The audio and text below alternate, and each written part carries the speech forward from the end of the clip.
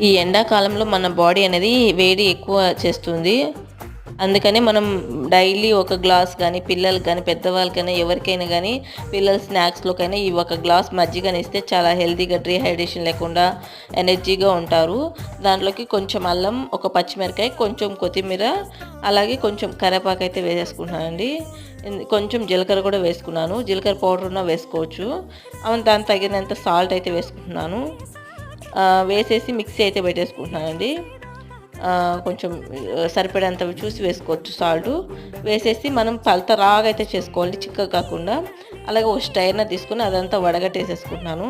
ఎందుకంటే పిల్లలకి చిన్న చిన్న కొత్తిమీర అవి అలాంటివి కూడా తగిలితే తింటే తాగరు కదా! సో, ఇలా స్ట్రైనర్‌తో చేసేసుకోవడం వల్ల వాళ్ళు ఇష్టంగా అయితే తాగేస్తారు. ఇలా డేలో మొత్తం ఒక 2 టైమ్స్ కానీ 3 టైమ్స్ పెద్దవాళ్ళు పిల్లలు ఎవరైనా తీసుకుంటే బాడీ అనేది బాగా చల్లబడుతుంది. ఎండకు పోసినా బెట్టగా నీరసంగా అలసట లేకుండా ఉంటుంది.